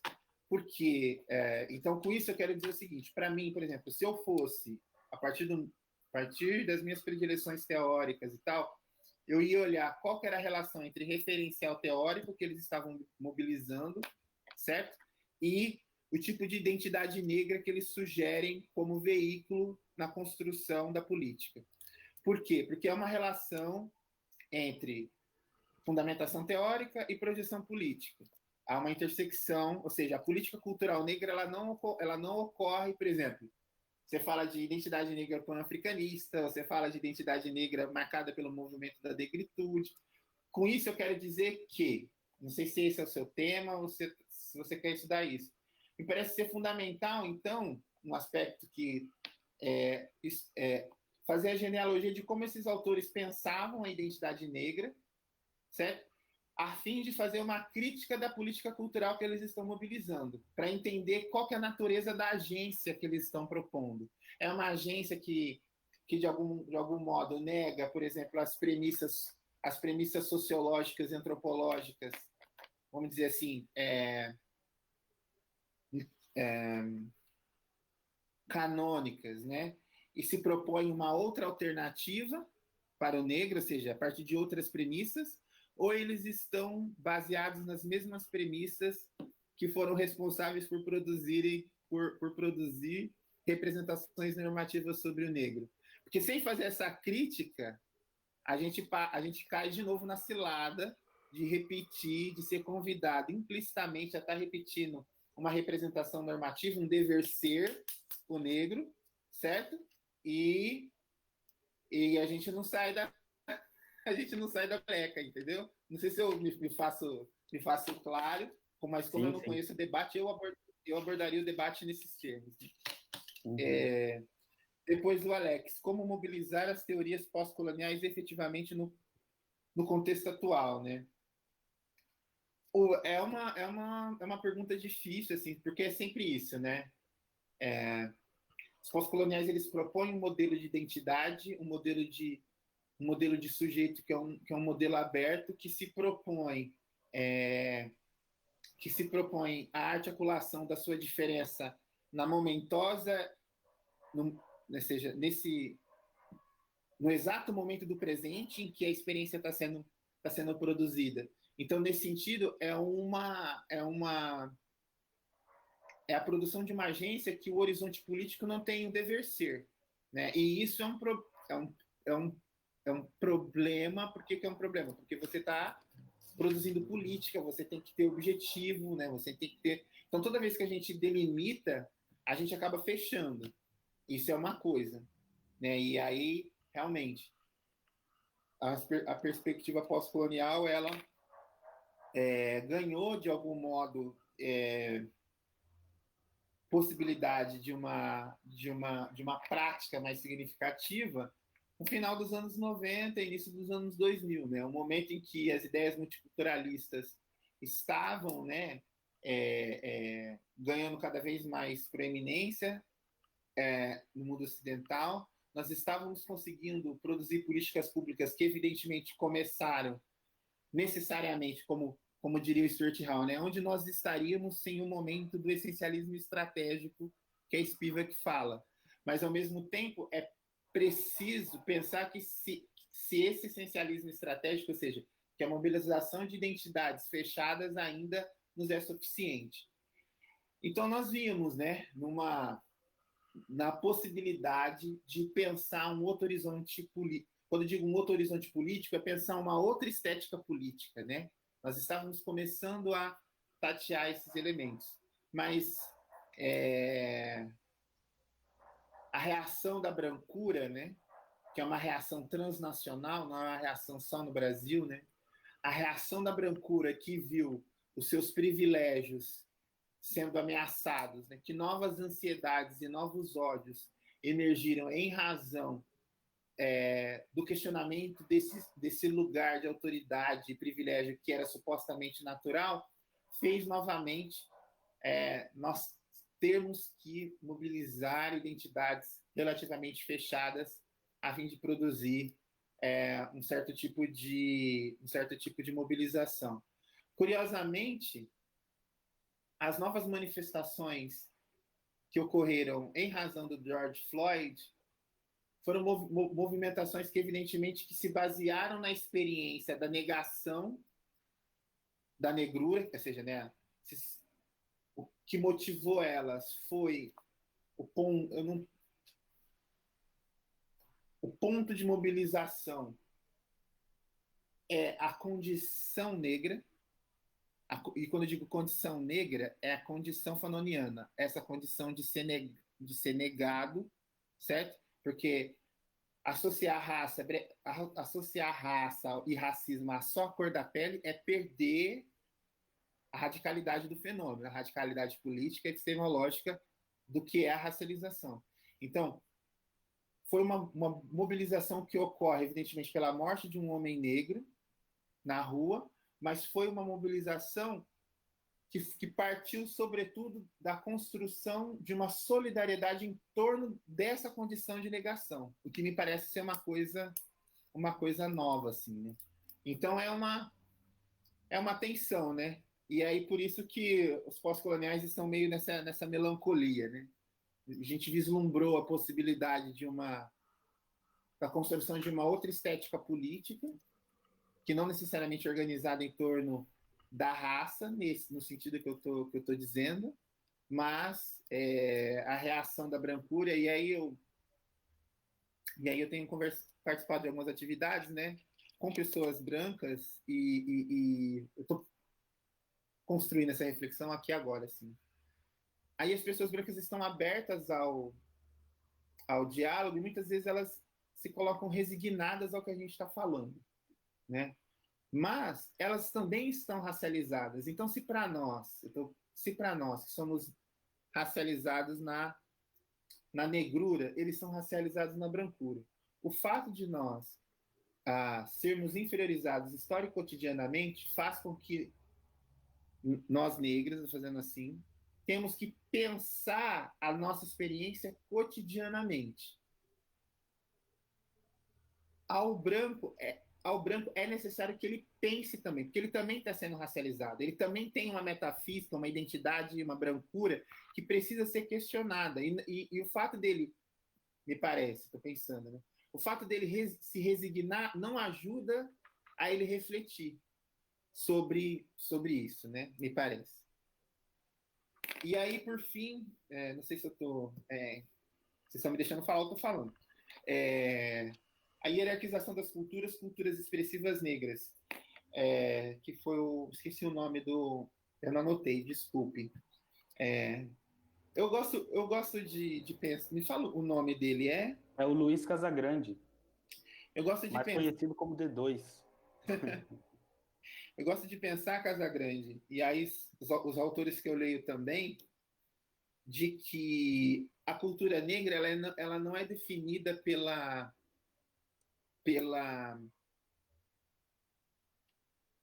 pelo patrimônio de uma determinada raiz. Não que esses elementos não tenham importância. Mas um dos aspectos importantes também da cultura negra é o seu caráter de produção, é o seu caráter de usinagem. Essas culturas expressivas negras, elas estão cotidianamente produzindo, inventando um lugar para estar no mundo. E o rap, o hip hop, o funk são expressões dessa necessidade de inventar um lugar para existir. E ao inventar um lugar para existir, esse é um lugar, evidentemente, outro, diferente dessas culturas hegemônicas, né? Então, por isso que,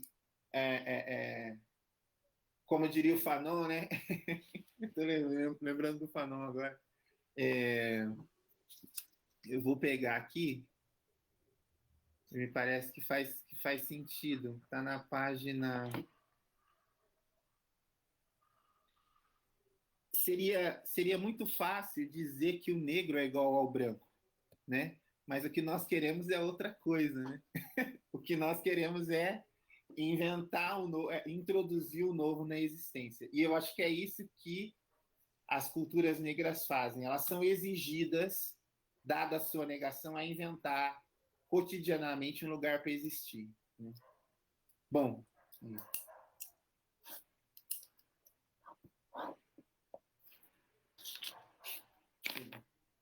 Tem mais outro grupo de perguntas? Sim.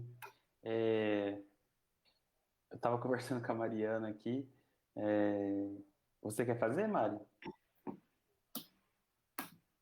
Oi, Cauê.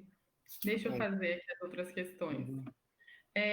A primeira, na verdade, não é bem uma questão, seria um comentário, porque você já chegou a mencionar um pouco da questão, mas uma das questões que a gente achou fundamental assim no seu artigo e que tem muito a ver com o que a gente vem discutindo do curso, até porque a gente até o momento abordamos aquelas teorizações da virada do século, né, daquelas teorias evolucionistas, darwinista social, até chegar na obra, mencionando brevemente, porque a gente não aprofundou, na obra de Gilberto Freire, que depois, mais para frente, aquela mudança de paradigma com o projeto Unesco.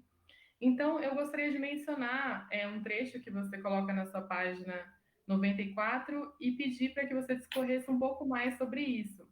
Então, na página 94 do seu artigo, Notas acerca da invenção do negro no Brasil, que inclusive nós recomendamos a leitura, Com base, inclusive, em alguns trabalhos do Hofbauer, você afirma que Freire, por vezes, escorrega nos usos das culturas, ora aproximando-as das orientações boasianas, né, pautadas em Franz Boas, ora estreitando relação com os discursos raciais do século XIX, que concebia a cultura no singular, como expressão da civilização.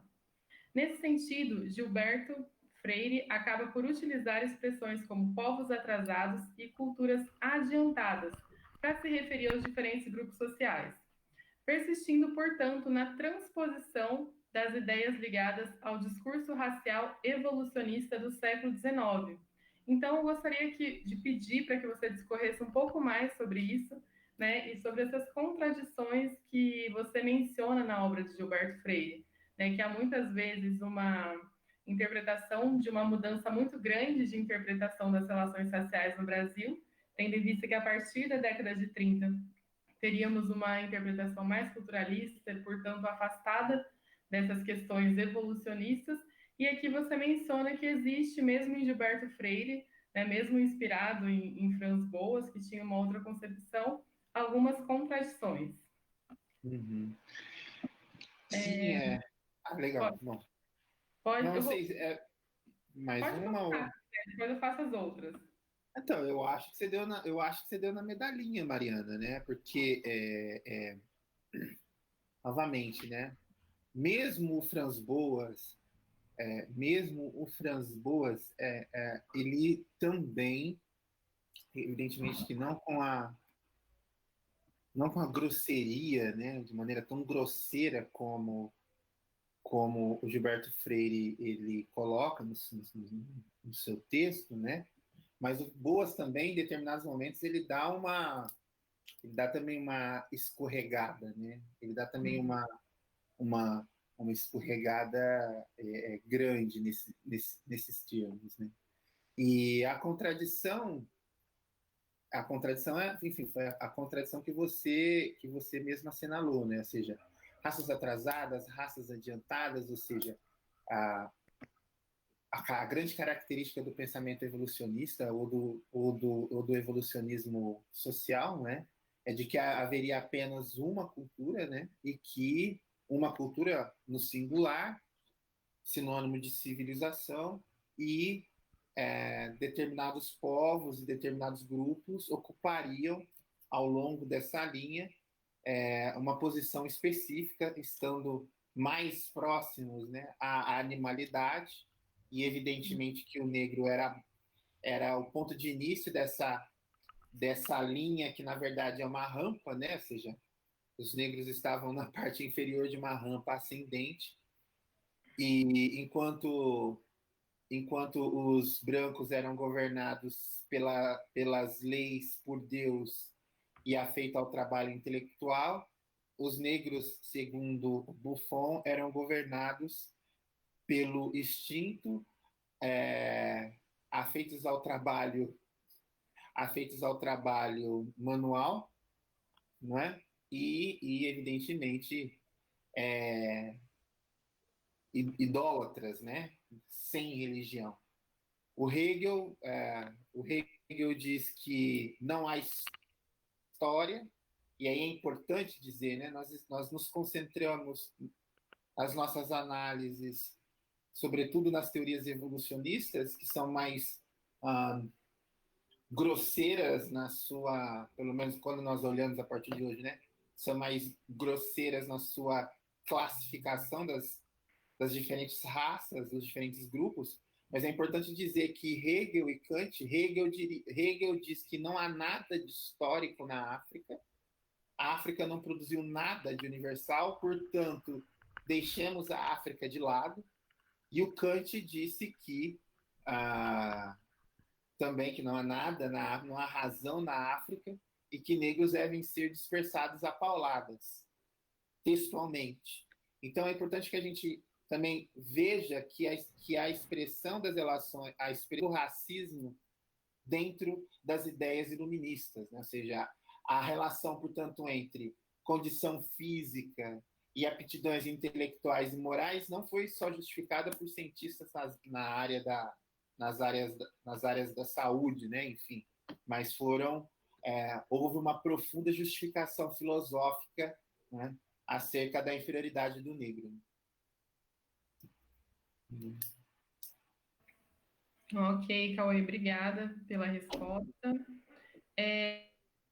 Chegou uma outra questão para a gente que diz o seguinte: mencionados, no caso dos que você menciona, né, os pós-coloniais, podem contribuir com a luta antirracista na atualidade? Você acredita que as teorias pós-coloniais superam as teorias raciais para essa luta? Eu vou mandar para você pelo chat também, se preferir. Uhum. Acho que fica mais fácil, né? Uhum. Deixa eu ver aqui.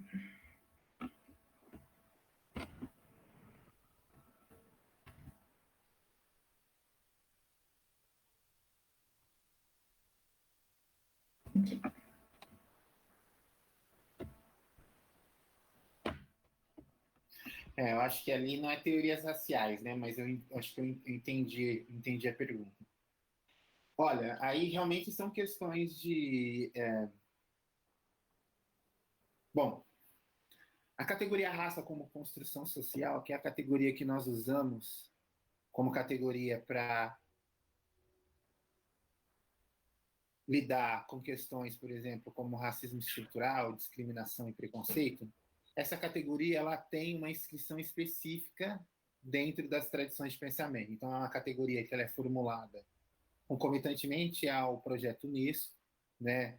Na verdade, no momento, Florestan Fernandes, Roger Bastide, Virginia Mercado nem falavam de raça, falavam de preconceito, né? E a partir, portanto, depois, em 1964, o Florestan incorpora de maneira tímida racismo e raça, portanto, nas suas análises. E depois disso, nós temos Nelson do Vale Silva e Carlos Azenbalgo, que são os caras que vão dar a forma para essa categoria de raça como construção social. É importante, eu acho que a categoria ela é explicativa, mas a categoria, por exemplo, a categoria raça como construção social, ela não, por exemplo, ela não se preocupa, ou ela não está no horizonte dessa tradição de pensamento, perceber ou investigar como que as fronteiras, como que as representações que nós entendemos que está sobre o negro foram construídas. Então, não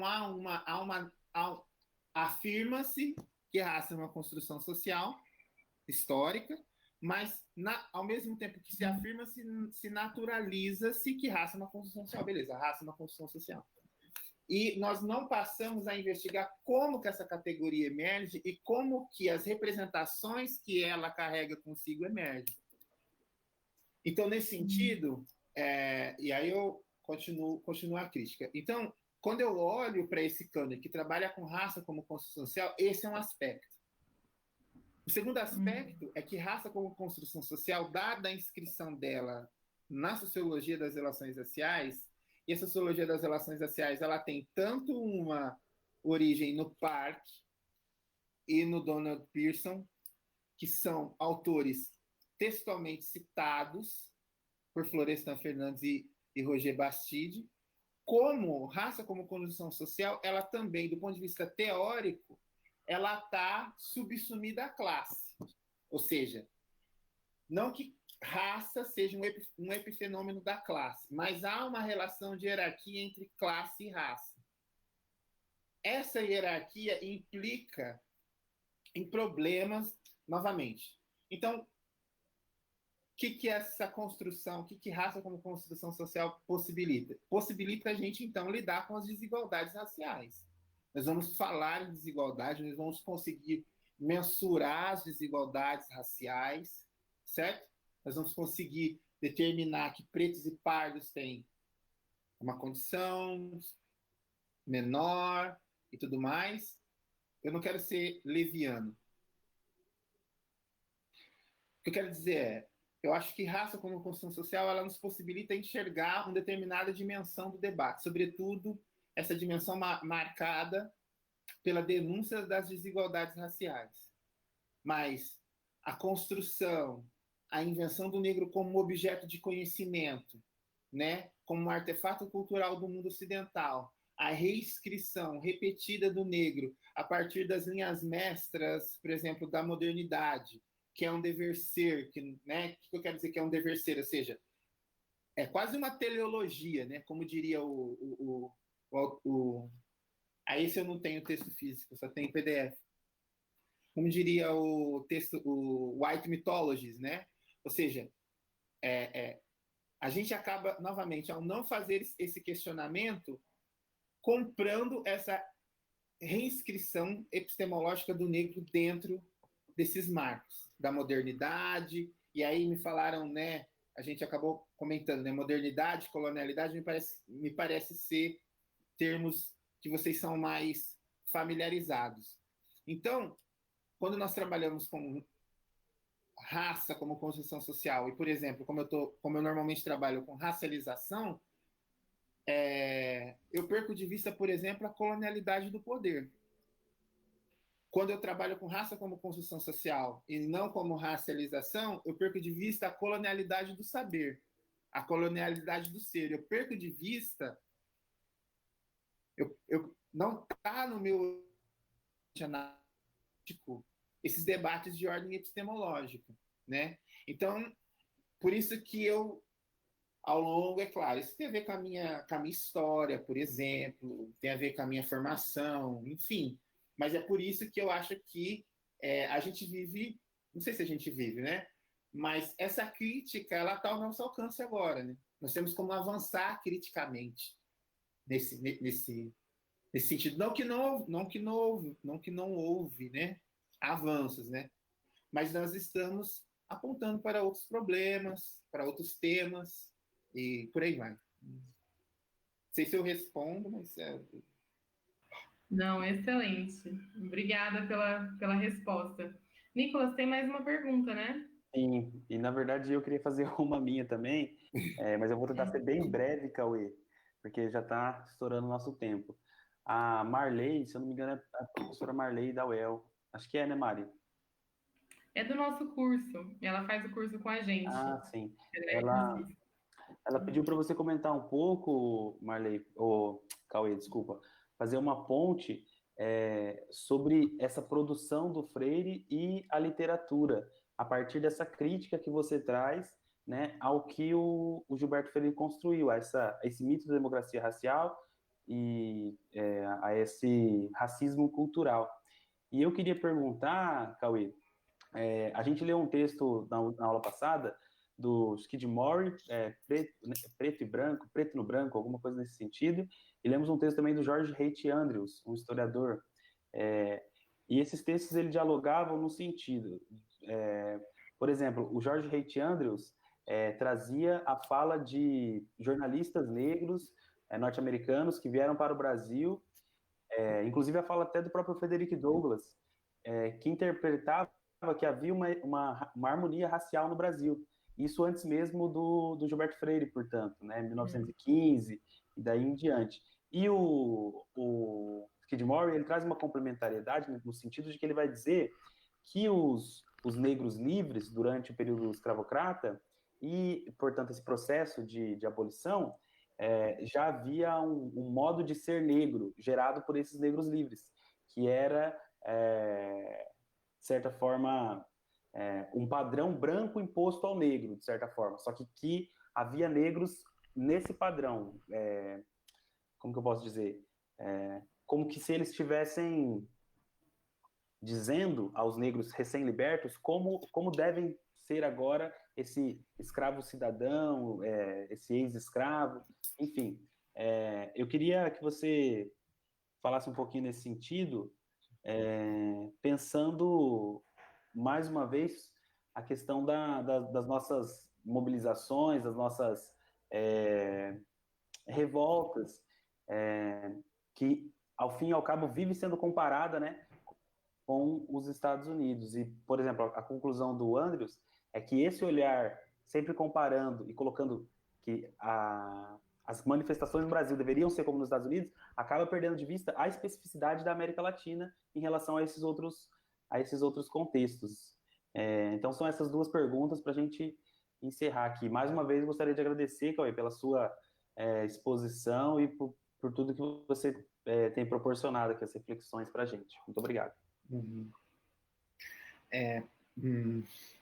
Primeiro, a pergunta da professora. A professora acabou de entregar meu projeto de pós-doc aí.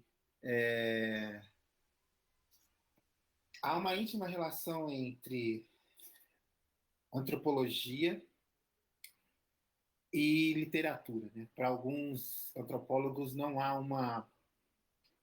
uma distinção muito clara, ou na verdade há que se borrar a distinção entre literatura e antropologia, porque de algum modo fazer etnografia é produzir uma representação, né?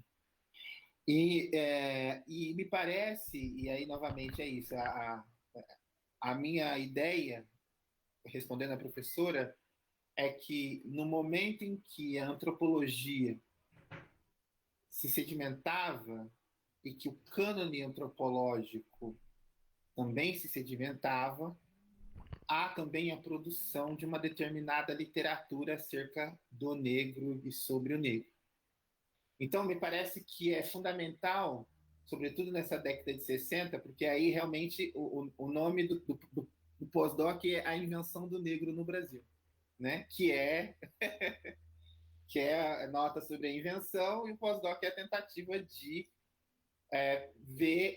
de fazer essa crítica e observar a íntima relação entre literatura e antropologia, e como esses dois registros de representação produziram um vocabulário autorizado, né? Um vocabulário capaz de identificar e determinar o que o negro é ou o que o negro não é. Então, essa me parece ser uma reflexão muito importante, professora, e vale a pena fazer. Eu sou muito verde em literatura, assim, só conheço um pouco da literatura, da teoria literária que eu acabei estudando para o meu doutorado, assim, que é uma coisa mais nos Estados Unidos e tal, mas faz todo sentido fazer essa investigação, né? A segunda pergunta, acho que a pergunta do Nicolas é uma questão também que eu abordo novamente, né? Primeiro, a identidade ela é contextual, assim, a percepção da diferença ela é contextual. Eu não sei se é essa a resposta, mas isso foi o que me trouxe, né? De que o Frederick Douglass ele vem de um contexto extremamente específico, né? Em relação, ou seja, todo o contexto. Como eu digo isso?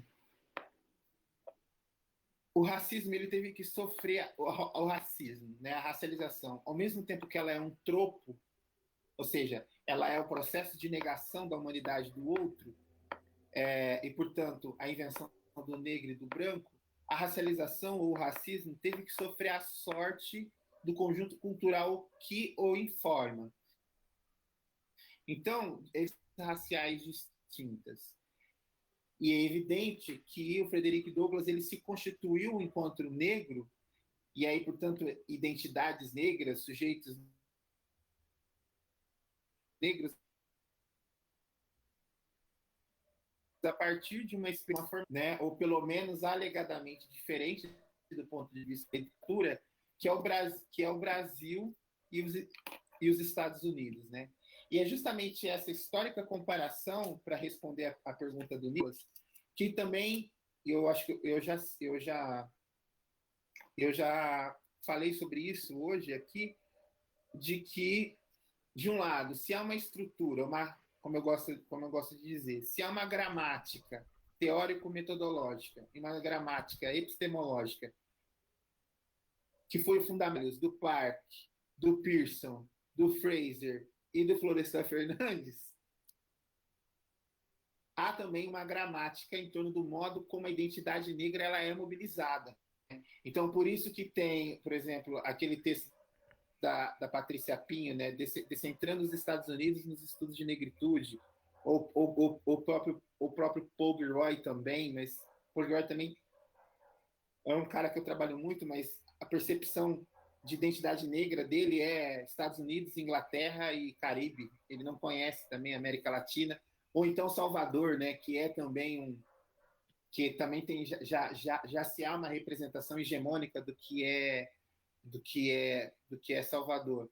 Então é importante isso, me parece, e aí eu tento de algum modo também abordar isso na tese. A palavra não sei se é denunciar, mas de tornar inteligível que há de fato uma construção transnacional de uma política cultural negra, ou seja, há então a construção transnacional de uma determinada ideia, de um determinado modelo de identidade negra, que por conta, evidentemente, agora realmente seria interessante determinar as nuances disso, né? Mas que por conta, vou usar esse, mas esse não me parece ser o mais determinante, né? Mas que por conta também de uma dimensão, uma certa cultura pop negra, os Estados Unidos, eles aparecem, né? A cultura política, a política cultural afro-americana aparece como um modelo a ser seguido, né? Como ponto de chegada de um modelo mais bem acabado de política cultural negra. E isso me parece, evidentemente, como o Nicolas disse, me parece ser um problema, na medida em que nós, evidentemente, colocamos para a experiência do negro brasileiro um ponto de chegada, né? Um ponto de chegada. E há que ser, novamente, investigar as especificidades, né, de cada contexto. Mas, bom, Nicolas, é um debate que está, enfim, me parece ser cada vez mais premente. Por exemplo, esse mesmo professor que eu citei, professor Padgett Harry, que me deu aula lá, ele falou, não, o que acontece aqui nos Estados Unidos é um modelo para o mundo todo, inclusive do ponto de vista da política cultural negra. Então, vale a pena a gente tentar, enfim, descentrar isso. E, por fim, Negros Livres e Padrão Branco é uma questão espinhosa, né? Porque, novamente, me vem à cabeça Fanon, Pele Negras, Máscaras Brancas, assim, ou seja, essa sociabilidade negra pautada em um padrão branco de comportamento e norma, né, e moral e ética, se isso... Não sei. Eu tenho... Não sei. Não sei. Mas, enfim, espero poder ter contribuído com aquilo que me cabia, assim. Tá ok? Sem dúvida, Cauê. Acho que eu coloquei assim, coisas que eu tenho pensado que eu também, sem dúvida, não sei responder, né? São só reflexões. Mas acho que eu gostaria de agradecer muito a sua participação. É o primeiro, né, dos debates, dos encontros que a gente faz no curso. Terão mais 2 ainda. Informando para o pessoal aí, a professora Janaína Damasceno aceitou o nosso convite, será a próxima a debater conosco o pensamento da Virginia Bicudo, uma das autoras que o Cauê citou, né? E depois o Alan Caldas, que debaterá conosco o pensamento do Guerreiro Ramos. Então, eu gostaria de agradecer a sua participação, Cauê, dizer que o NEAB está muito contente de estar podendo, né, proporcionar aos estudantes a sua fala, suas reflexões, uma fala sem dúvida muito qualificada, e é um prazer ouvi-lo. Acho que a Mariana gostaria de fazer algumas ponderações também. Só para a gente encaminhar para a finalização, né? Atingimos o horário que normalmente encerramos o curso. A professora Andréia, ela enviou, na verdade, pelo Facebook, disse que aprendeu bastante com a sua fala, Cauê, e ela depois gostaria de uma referência de um livro que você mencionou, que discute a América Latina. Eu não recordo, você foi mencionando várias bibliografias, né, que você utiliza. Depois, se você se lembrar, ou mesmo a gente assistir no vídeo depois, a gente vê um momento que falou algo mais É, específico da América Latina e a gente resgata. Mas, enfim, muitos elogios aqui para você. A sua exposição foi realmente brilhante, deu uma contribuição muito grande para todos nós do NEAB, né? Tanto nós pesquisadores, coordenação, tanto para os cursistas, né, que estão se iniciando na temática da questão racial, que é realmente complexa e abarca tantas vertentes diferentes, né? E a tua exposição realmente foi brilhante, eu aprendi muito, acredito que todos aqui também. E a Sem gente dúvida. espera realmente que tenha novas oportunidades para que a gente possa continuar a estabelecer esses diálogos e trocar ideia e aprender ainda mais com essas exposições. Muito obrigada pelo seu aceite e pela sua ai, contribuição. gente, para mim, eu também, assim, queria falar, desculpa, foi muito bom, assim. Para mim é sempre um aprendizado tremendo, né? Enfim, muito obrigado. É uma satisfação, é um prazer, um prazer poder compartilhar e receber críticas, porque aí a gente. Críticas não, né? Não necessariamente só críticas, né? Como se crítica fosse negativo também, não é o caso. Mas, né, de receber e poder avançar junto, né? Que é um trabalho em conjunto. Então, eu agradeço. Novamente, se vocês quiserem discutir, enfim, é, realmente agora tem essa questão da diáspora, né? Então, uma próxima oportunidade de falar sobre diáspora africana vai ser um prazer. Podem contar comigo, tá? E obrigado, gente. Obrigado. A gente agradece demais e desde já deseja todo o sucesso na defesa da tua tese, que a gente tem certeza que vai ser brilhante, como é todo o trabalho que você tem feito até então. A joia, gente. Obrigado. Obrigada, e a gente conta com a participação de todo mundo para os próximos debates com os especialistas, como o Nicolas mencionou, né? Os próximos que estão por vir. Boa noite e ótima semana a todos. Tchau, gente. Tchau, pessoal. Bye.